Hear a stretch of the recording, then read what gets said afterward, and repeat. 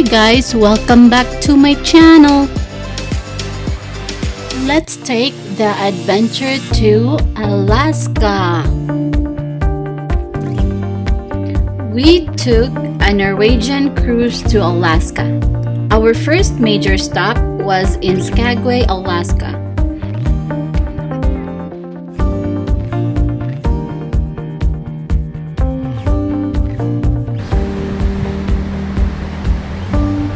There's a snow over there up in the mountain. Ooh!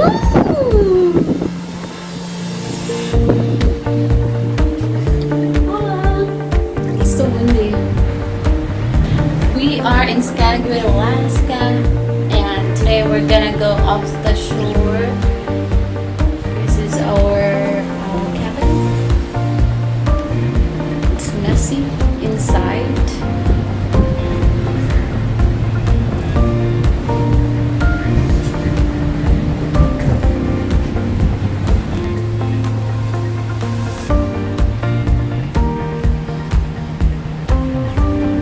Skagway has deliberately kept its rustic look, as its main income now is from tourism.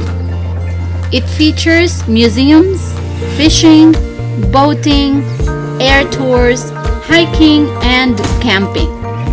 The performers wear period costumes from the early 1900s.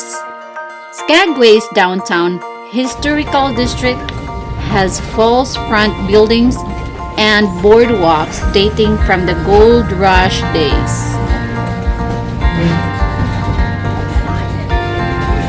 There, we took a train right up to White Pass. So here is the engine goes there and then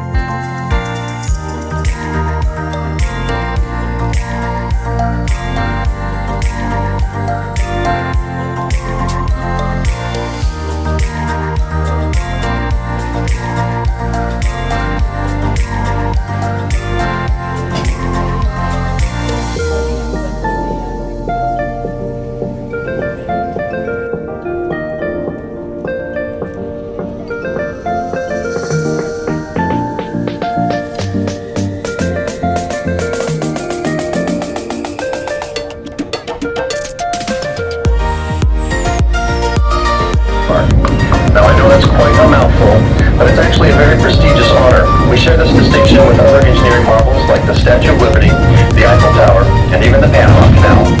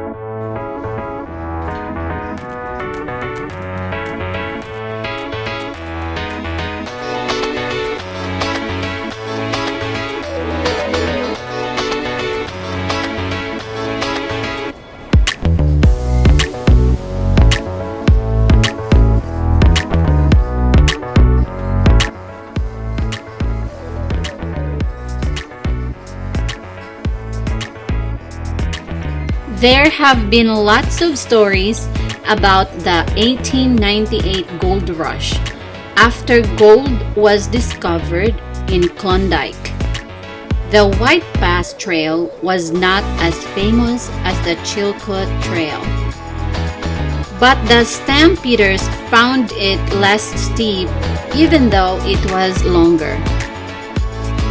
Unfortunately, they did not realize how treacherous the final part of the trail was. So many pack animals died here. They named it Dead Horse Gulch. You can see how steep the mountains are. Each potential miner was required to start with a year's load of food and supplies, which weighed about a ton.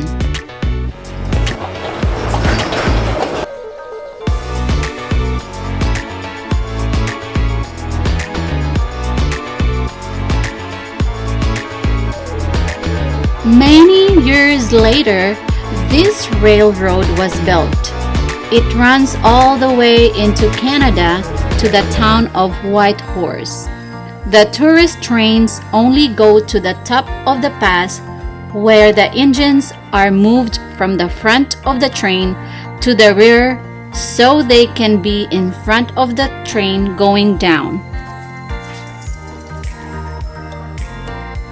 This is one of the original bridges, which is now falling apart.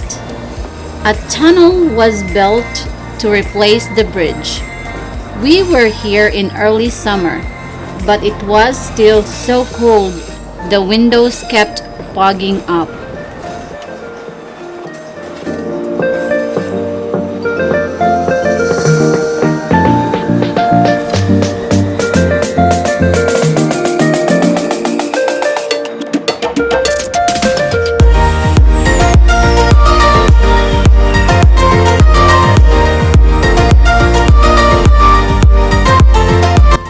After a long day in Skagway, we boarded our ship again and traveled to Prince William Sound.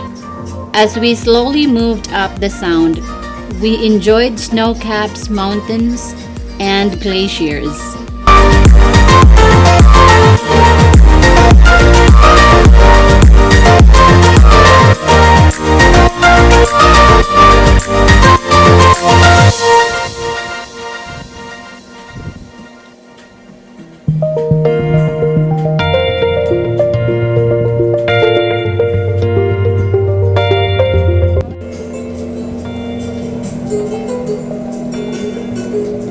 Baby, can you tell me where you're at? I'm on the balcony of the Norwegian Pearl in Glacier Bay with my baby.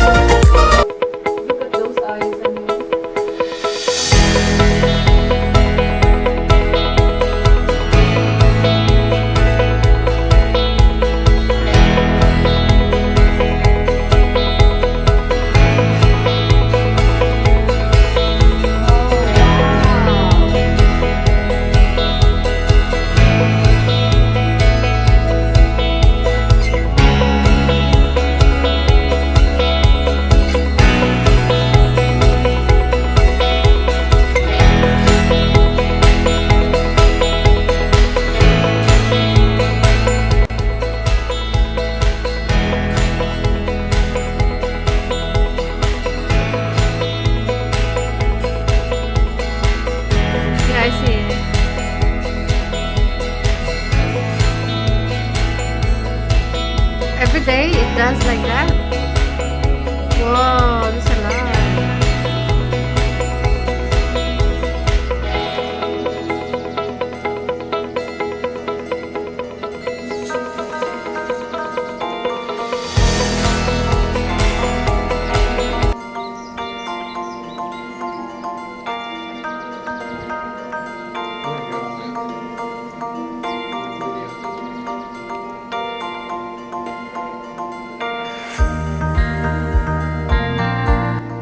You realize how huge the sound is as you travel for hours surrounded by spectacular virgin wilderness, snow-covered mountains, emerald icebergs.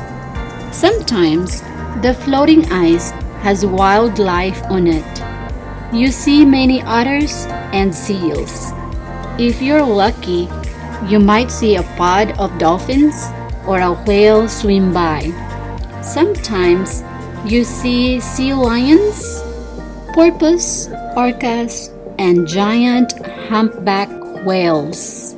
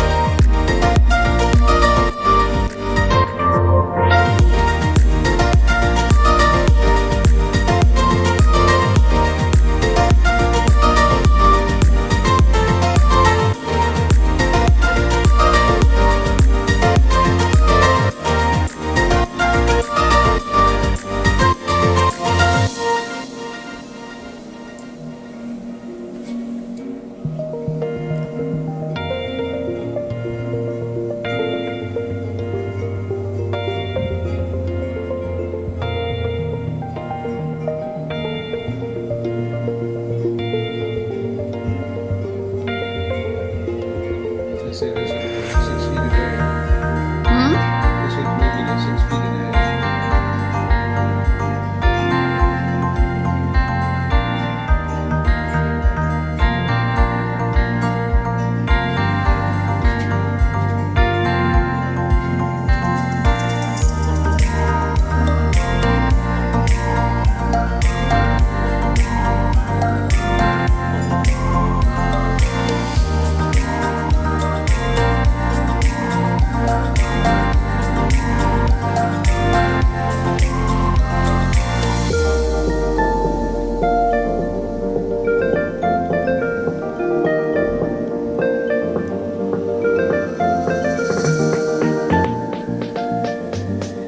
Honey, Yeah, how do they form?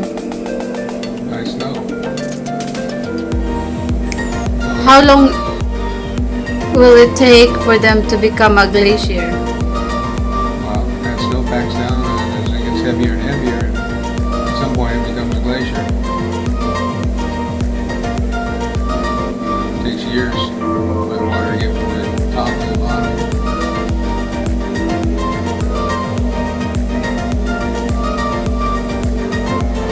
If not, the glacier thins and recedes.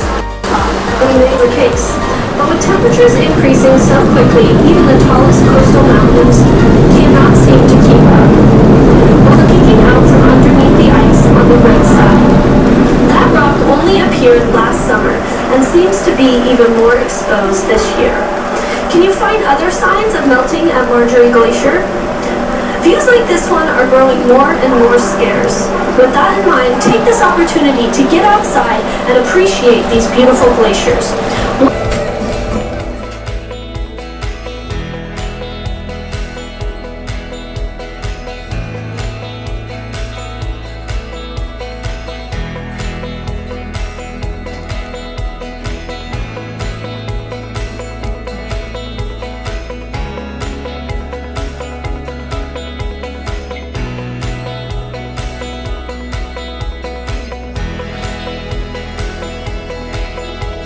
The star attractions are the glaciers.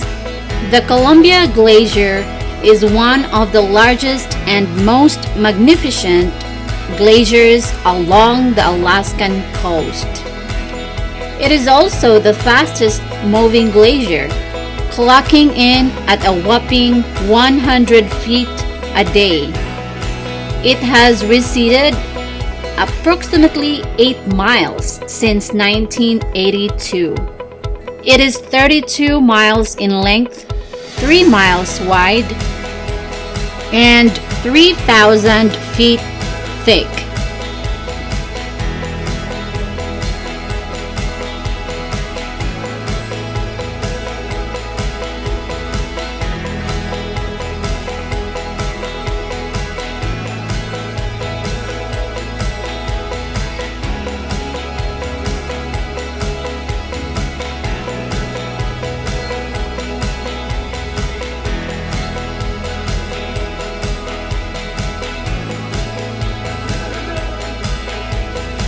The glacier source is Mount Einstein. Its peak is 11,552 feet high and is part of the Chuga Mountains.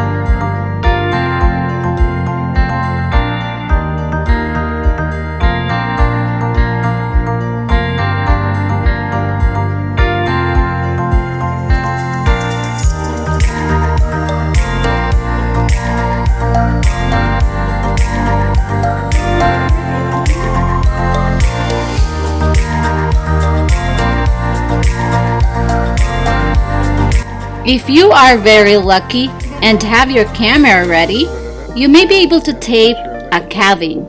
Calving is when a piece of glacier breaks off and falls into the sea. It makes a wave large enough to rock a ship as large as a cruise liner.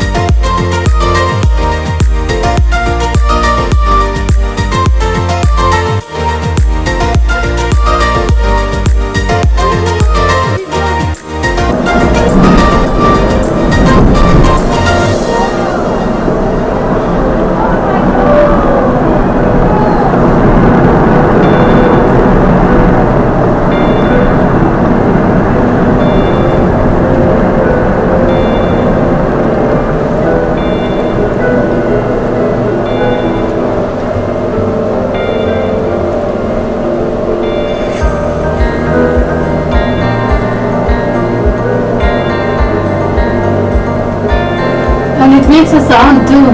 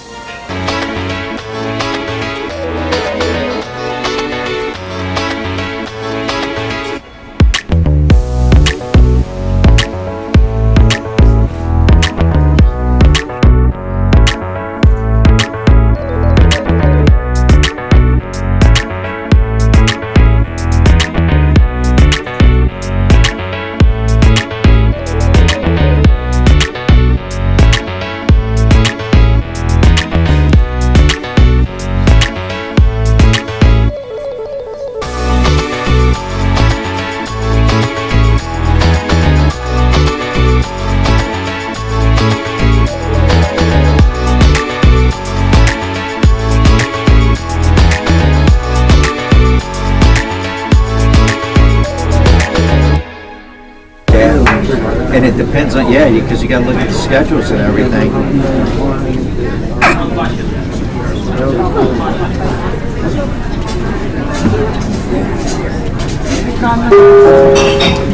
I think the one We start heading past Lamprey Glacier on the starboard side of the ship. Our visit to the glaciers is coming to an end. And yet, our journey to Glacier Bay is yeah, if you catch like the last game of a home retracing our steps back down the first bay, game of we'll White get a look Sox, at Reef you stay in Glacier on the Chicago for starboard 2 side of days. the ship one more time. St. Louis But now is the closed. time, if you haven't already, to make your way to our bookstore and ranger desk. We'll be packing up soon, so come ask your rangers those pending questions and take a sneak peek.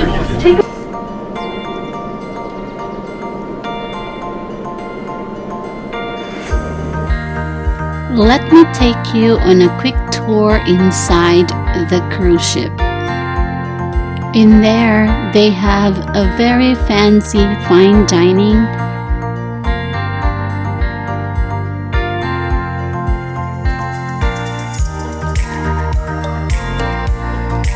The foods were cooked by famous chefs too.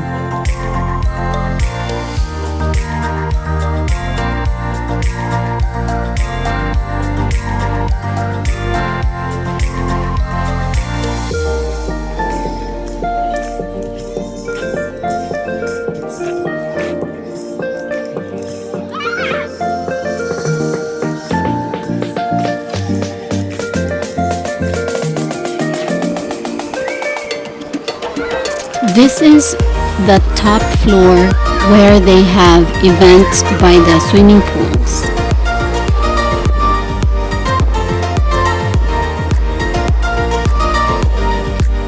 Welcome to Canada.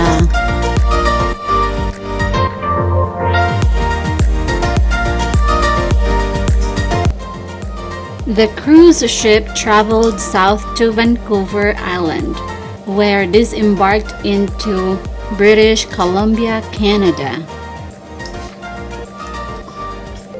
Oh, do you see those tiny boats?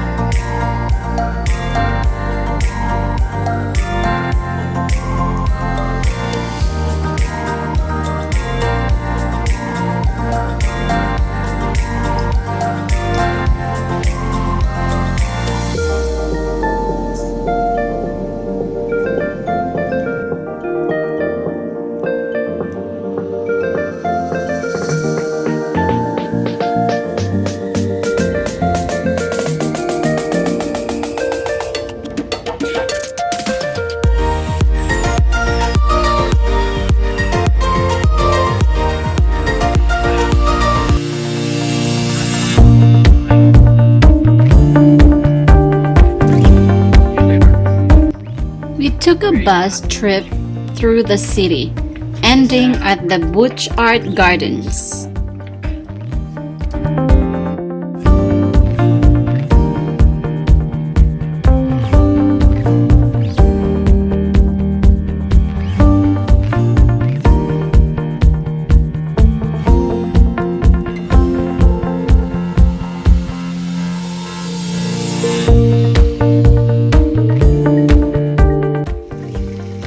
In 1904, Robert and Jenny Butch Art established a cement plant at Todd Inlet.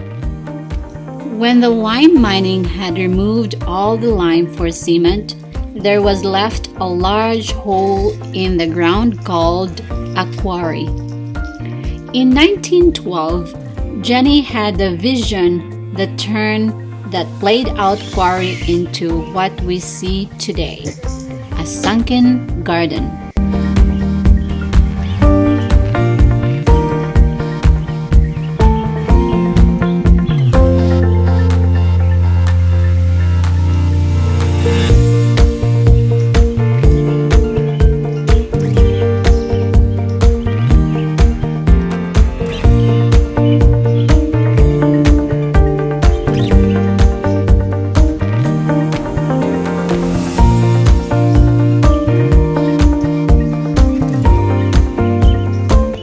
The sunken garden took 9 years to create.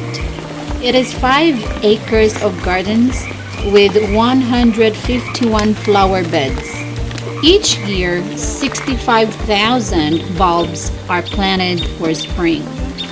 The rose garden displays 289 varieties of roses. There are 2,500 plants and 30 rose arches.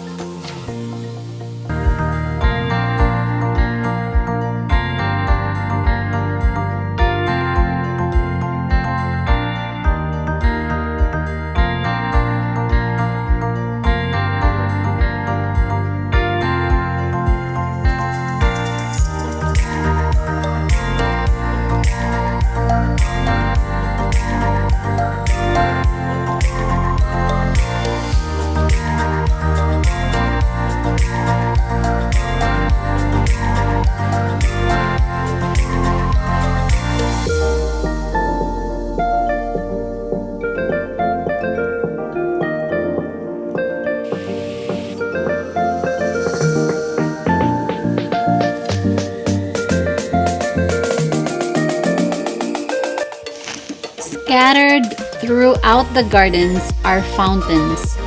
These fountains are animated and lighted at night.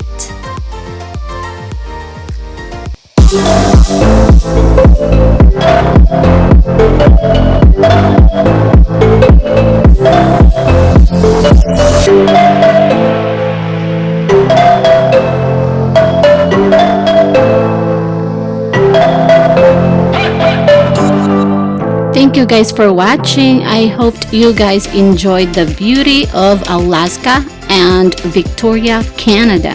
I'll see you guys on my next video.